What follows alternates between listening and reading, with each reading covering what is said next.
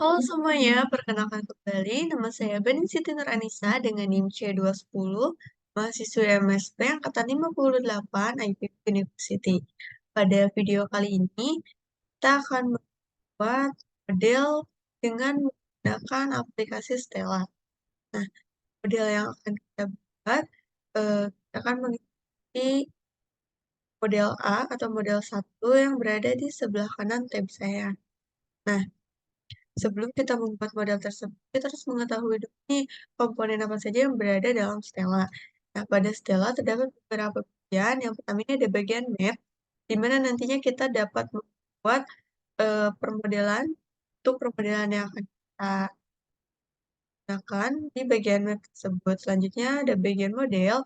Nah, bagian model ini tempat kita untuk memasukkan rumus maupun perintah pada setiap komponen modelnya. Sedangkan untuk equation merupakan merupakan komponen yang menunjukkan hasil perumusan secara teks, sedangkan interface bisa digunakan untuk data hasil tabel maupun grafik dari model yang telah kita sebutkan. Nah, kita kembali lagi ke bagian map. Kita akan mulai membuat model satu. Tapi sebelum kita membuat model satu, kita cermati terlebih dahulu contoh yang telah diberikan di tab sebelah kanan ini.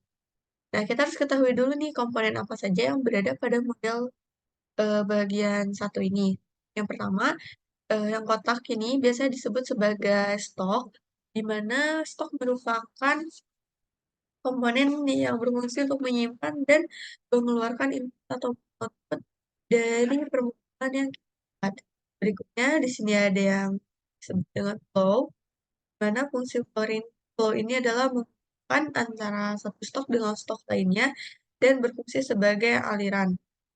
Selanjutnya ada yang disebut dengan konverter atau yang disebutkan dengan stat.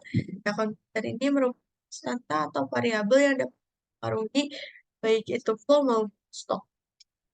Selanjutnya kita sudah langsung membuat permodalannya. Pertama kita pilih stok, lalu kita simpan. Namanya subset itu. Selanjutnya kita buat stok lagi di sebelah kanan. Ganti use. Nah, untuk menggunakan antara stok dan stok 2, kita tarik dari bagian stok stok 2 dengan yang seperti per day. Nah, selanjutnya kita masukkan kontennya di bagian. Nah, ini kita beri nama infection rate. Untuk menghubungkan dari komponen konverter menuju flow dan juga stok, kita dapat menggunakan yang namanya konektor. Nah, konektor ini kita dari bagian stick A, lalu dari bagian stok stick per day juga bisa kita rapikan rapih juga.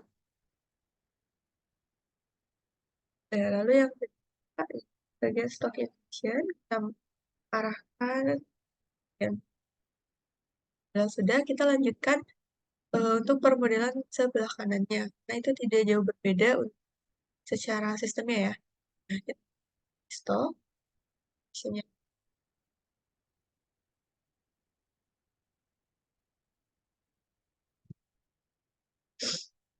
stop ya.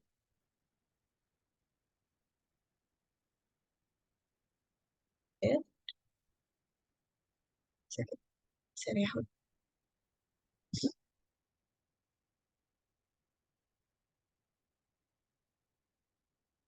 Nah, kita masukkan, kita geser-geser saja untuk rapihkan filenya. Selanjutnya kita buat lagi stop. Kita rapihkan sedikit. Nah, jangan lupa untuk ganti nama dari flow. Kita buat ya yang ini. Yes. Sedangkan untuk daily. Selanjutnya jangan lupa kita tambahkan untuk konventornya. Di sini kita masukkan yang pertama ada duration, yang ada duration, selanjutnya converter serve rate. Nah, untuk menghubungkan dari bagian converter menuju flow maupun stall, kita gunakan yang namanya konektor kembali. Kita masukkan dari distribution ke bagian daily request. Bisa kita sedikit. Selanjutnya dari sini kita sampai sedikit. Selanjutnya dari serve rate kita rapikan sedikit saja, cantik dan rapi ya tentunya. Dari serve rate kita masuk sedikit. Oke. Nah, yang terakhir adalah dari bagian stock inventory menuju flow ya. Oke. Lalu daily data. Nah, model yang telah kita buat, kita bandingkan dengan model contoh sudah sama ataupun ada hal-hal yang terlewat itu. Apabila sudah sama, kita bisa langsung masuk ke bagian model. Nah, di model ini terdapat tanda-tanya pada setiap komponennya, baik itu konverter, flow, maupun stock. Hal itu menunjukkan bahwasannya pada komponen-komponen tersebut belum adanya perumusan atau perintah yang akan dijalankan. Nah, cara mengisinya cukup kita klik 2 kali pada bagian yang akan kita isi. Contohnya kita akan isi mulai dari stick per day kepada bagian poll terlebih dahulu. Nah, untuk pengisiannya kita akan melihat pada bagian teks perumusan yang ada di sebelah kanan saya. Kita cari untuk yang stick per day, itu cukup untuk mengkalikan invoice use. Kita cukup klik terus kita kalikan atau dengan sebuah bintang dengan seluruh komponen stok, lalu kita untuk bagian invoice rate-nya, lalu kita klik OK. Nah, apabila perumusan sudah masuk ke dalam komponen, otomatis tanda tanya pada bagian komponen tersebut akan menghilang. Selanjutnya, kita lanjut ke bagian stok pertama. Di sini kita masukkan angka 999. Oke. Lalu berikutnya kita isi bagian converter atau bagian infection rate sebagai hal yang mempengaruhi dari bulk. Kita masukkan jumlah titik 0015 sesuai dengan yang ada pada tab sebelah kanan. Kita isi ke seluruh secara berjumlah satu. Lalu kita pilih terlebih dahulu. Pilih kita coba kalikan stock issues dengan certain rate dan direction. Dan untuk bagian stoknya kita isi. Selanjutnya counter balik oke. Begitupun untuk yang bagian daily kita coba balik stock action serve rate bagi dan apa saya salah ya teman. Kita ulang saya kita pilih action atau stock action dan kita kalikan lalu buka kurung 1 dikurang dengan serve rate-nya, jangan lupa tutup. kurung, kemudian dibagi dengan duration-nya. Lalu kita oke, stop date kita isi dengan sedangkan untuk konverter yang terakhir kita cukup isi pada bagian 1.7 kali. Nah, apabila seluruh tulisan telah kita coba model, tampilannya akan seperti ini. Selanjutnya kita akan cek apakah perumusan yang kita masukkan ini sudah sesuai atau belum dengan cara pindah ke bagian equation. Nah, pada bagian equation ini terlihat secara teks rumus yang kita masukkan pada tiap bagiannya, baik itu flow, converter, maupun stock. Nah, kita bandingkan dengan rumus yang berada di sebelah kanan, apakah terdapat perbedaan atau memang apa yang telah kita lakukan itu sudah sesuai gitu. Nah, setelah dirasa sudah sesuai, kita pindah ke interface. Oh, sebelumnya kita ke model terlebih dahulu ya teman-teman. Kita coba run terlebih dahulu. Apakah permodelan yang telah kita buat ini dapat dijalankan atau tidak. Nah, apabila seluruh stok ini berwarna biru, otomatis dapat dikatakan bahwa model yang kita buat ini berhasil atau satu komponen dengan komponen yang lainnya itu saling berhubungan. Selanjutnya kita ke interface, di mana kita akan membuat graf. Nah, kita pilih graph pad, kita tekan, lalu kita klik bagian hitam. Pada grafik ini masih kosong. Bagaimana cara kita menemukan data yang akan kita grafik? Kita cukup klik sebanyak 2 kali pada grafik tersebut. Nah, data yang akan kita masukkan, kita lihat di bagian grafik tab sebelumnya, terdapat data kemudian infectious, suspect, dan recovered dari tiap bagiannya. Nah, hal yang harus kita lakukan selanjutnya, yakni dengan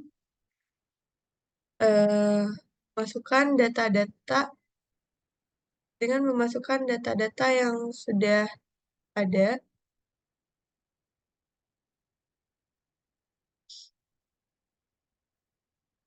Yang pertama ini kita masukkan data kemudian atau stock date dan akan berpindah ke bagian selected. Kemudian kita masukkan stock issues juga.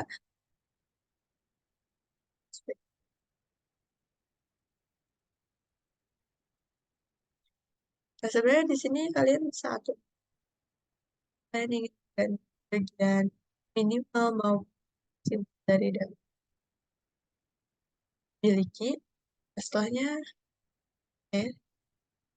di sini masih belum muncul kan teman-teman. Nah, yang harus kita rangkum. Nah, di sini sudah terlihat mengenai bentuk dari grafik yang telah kita buat sebelumnya. Di sini dapat dilihat terjadinya penurunan maupun dari variabel dari stok yang telah kita cari. Nah, di sini terdapat perbedaan pada gambar karena di grafik sebelah ini dia hanya sumbu teksnya itu hanya sampai 12, sedangkan di sebelah kanan ini sumbu sampai 20. Hal tersebut bergantung pada kapasitas laptop hardware yang kalian tidak laptop maupun komputer itu memiliki settingan yang sama. Contohnya, mari kita coba untuk ubah. Kita coba ubah di bagian date-nya ya. Misal kita mengubah dia jadi 20, tapi dia tidak bisa, sehingga datanya itu display-nya tidak bisa lebih dari nilai max-nya juga bisa kita ubah ya teman-teman. Kita ubah 1000, sisi coba ubah 1000.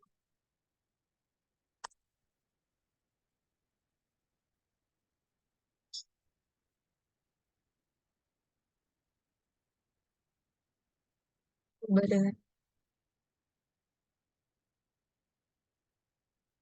step kita ubah max-nya ubah dengan 1000. Jangan lupa Istrinya di atas coba ya beda maksimal 1000.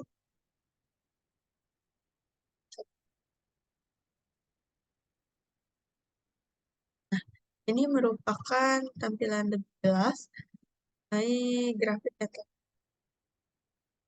di sini dapat bahwasannya untuk suspek yang mengalami sangat dari awal ya, sedangkan untuk stok bagian di cover dan bagian itu mengalami penurunan. Untuk infeksi sendiri mengalami peningkatan dan di kemudian selanjutnya jangan lupa untuk kita save file yang telah kita pas dan folder mana kita lalu kita akan sesuai beri nama sesuai dengan format ataupun keinginan masing-masing ya kan cari. Jangan lupa format dalam spreadsheet setelah ini harus HTML. Setelah selesai, kita dapat menutup aplikasi Stella tersebut. Oke, cukup sekian yang dapat saya sampaikan. Mohon maaf apabila terdapat kesalahan. Sampai jumpa di video-video berikutnya dan jangan lupa untuk terus belajar banyak dan sering. Sampai jumpa.